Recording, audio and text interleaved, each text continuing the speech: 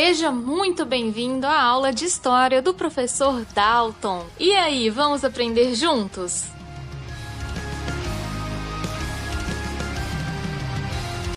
Bom dia, boa tarde, boa noite. Continuando aqui a nossa aula sobre as grandes navegações. Essa é a terceira aula. Anota aí, terceira aula. Vamos falar especificamente sobre a Espanha. Lembrando você, não copia do texto, não me manda resumo, copia, ou melhor, anota do que eu estou explicando na videoaula. Aqui, pessoal, vocês têm um mapa da Espanha, né, para a gente entender um pouquinho sobre a geografia dessa região. Primeira coisa que a gente tem que perceber é que Portugal é só esse pedacinho aqui do continente e tudo isso aqui em volta é a região da Espanha. Aqui do outro lado, deixa eu só tirar o mouse aqui que ele volta o mapa. Aqui do outro lado você tem o continente africano, então a África está aqui, ó, nessa parte de baixo. Não era uma região tão distante de Portugal e nem tão distante da Espanha. Então a gente vai ter aí dois países que estão bem localizados, estão na ponta aí do continente e por esse fator territorial, fator de localização, vão se lançar nas grandes navegações. Vamos lá. Uma coisa que a gente tem que destacar é que dos navegadores espanhóis, o que vai ser o cara mais importante aí, que vai ser o primeiro a dar o pontapé, ele não era espanhol. Cristóvão Colombo, ele era genovês, ou seja, ele era italiano, mas ele vai navegar em nome da coroa espanhola. Ele vai procurar o rei e a rainha da Espanha para propor uma viagem que fosse em direção às Índias por uma outra rota. Qual que é a questão? Ao invés de navegar por volta do continente africano, ele propôs uma rota em direção ao oeste. E dessa maneira ele daria a volta no planeta Terra, sim, olha que bacana, e chegaria nas Índias, que tecnicamente está do outro lado aqui do continente. Qual é o detalhe técnico aqui? Primeiro, ele acreditava que a Terra era redonda. A maioria das pessoas dizia que não. Ele era visto como maluco, mas ele queria provar que a Terra era redonda. Segundo, ele não sabia qual era a distância da Espanha, circunferência da Terra e as Índias. Por quê? Porque esse cálculo não existia até o momento. Terceiro ponto, ele não sabia que entre a Espanha e essa volta na Terra existia outro continente. Esse outro continente é a América.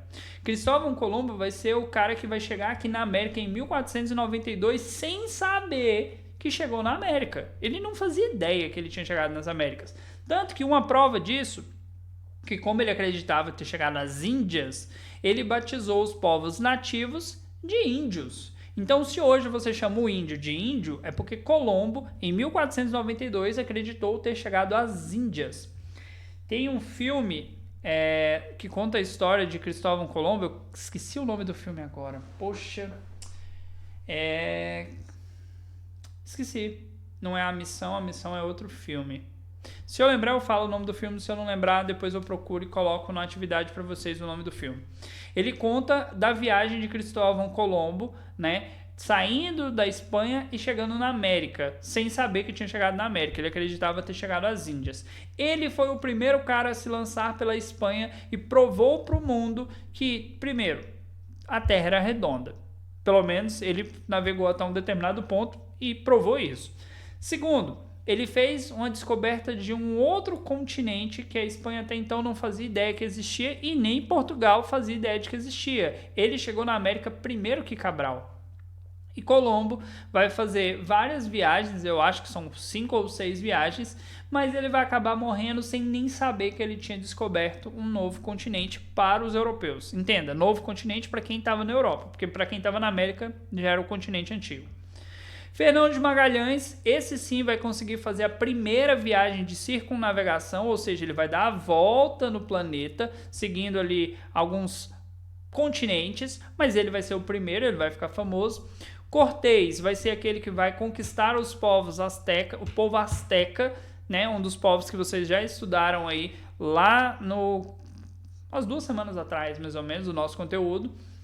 E por conta disso, você vai ter uma relação muito forte da Espanha com Portugal. Por quê? A Espanha vai fazer descobertas, Portugal vai fazer descobertas. Só que quem tem direito ao quê? E aí vai começar a disputa pelas conquistas, né? Portugal vai se lançar ao mar. Os reinos de Castela e Aragão vão lutar contra os mouros. Ainda não existia uma Espanha propriamente dita, você tinha 2 reinos. Em 1492 aí Colombo chega à América, incentivados pelos reis, né, de Castela e Aragão. 1519 você tem essa primeira viagem de circunnavegação feita pelos espanhóis. E aí, nesse meio tempo aí, nós vamos ter os tratados. Tratados esses que vão delimitar quem tem direito ao quê. Como que vai funcionar o primeiro momento? Portugal vai ficar no litoral, vai se aproveitar ali da madeira que tem no Brasil, vai pegar algumas espécies de plantas, animais. Já a Espanha vai explorar o interior. Então eles vão mandar soldados, eles vão mandar expedições, eles vão conquistar vários povos nativos que existiam aqui na região, vai matar muita gente. E dessa forma a Espanha vai ter muito mais colônia do que Portugal. Sobre os tratados, como eu citei, eles vão dizer que, por conta das navegações, vai ser necessário fazer tratados para dizer, olha, isso aqui eu cheguei primeiro, é meu.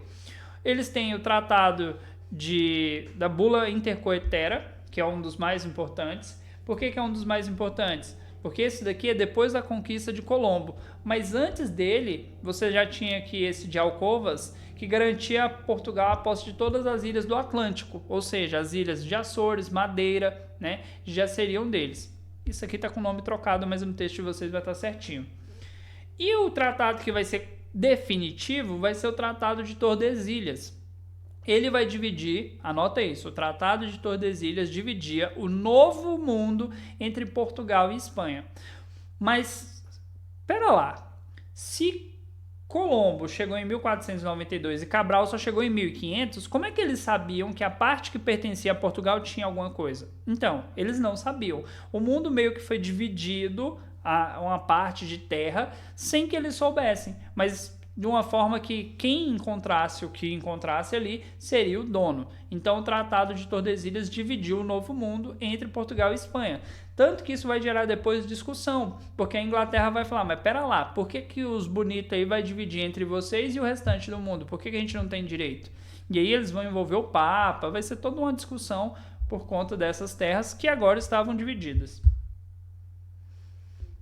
Aqui um pouquinho da explicação que eu fiz para vocês. Aqui só detalhando quem que vai dividir o quê, quem que vai falar que tem direito, o Papa vai estar envolvido, tantas léguas para cá, tantas léguas para lá. Se você quiser anotar alguma coisa daí, pausa a tela, faz uma anotaçãozinha bem simples, porque isso vai estar no texto de vocês também.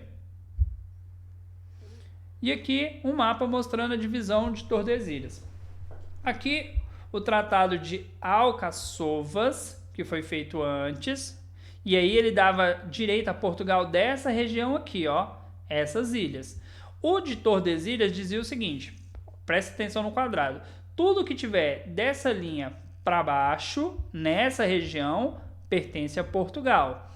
Tudo que tiver dessa linha para cá, preste bem atenção, para cá, tanto para cima quanto para baixo, pertencia à Espanha. Tanto que o Brasil, que vai ser essa região aqui, ele era bem menor do que ele é hoje. Hoje o continente, né, ou melhor, o país, ele pega toda essa região aqui assim ainda, ó. Mas naquela época era só esse pedacinho. Porém, Portugal já tinha colônias aqui, Portugal já tinha conquistas na África. O que a Espanha queria garantir? Primeiro, essa região aqui, que foi onde Colombo chegou, e depois uma parte aqui da América do Norte, Central, e bastante aqui da América do Sul, que é onde vai ter as maiores colônias espanholas. Tudo isso feito entre Portugal e Espanha. Tempos depois, essa região aqui, ó, onde está o nome América, vai ser colônia inglesa, porque eles também vão entrar nas grandes navegações. Aqui no meio vai ter colônia francesa. Gente, a Europa vai se lançar ao mar, mas quem começa isso? Portugal, seguido da Espanha. Como eu disse, eles também vão participar do processo, mas eles vão fazer isso só bem depois. Espero que vocês tenham gostado das aulas. Leiam os textos vão estar mais detalhados, mas tanto o motivo das grandes navegações, as especiarias, a catequese e tudo mais, quanto quem começou e quem fez, foi detalhado nos 3 vídeos, beleza? Nos vemos agora pelo Google Meet na semana aí que saiu essa aula. Então, assistiu a aula, no outro dia você vai se encontrar comigo. Se você não assistiu a aula, você vai se encontrar comigo e vai ficar perdido. Acontece. Até a próxima.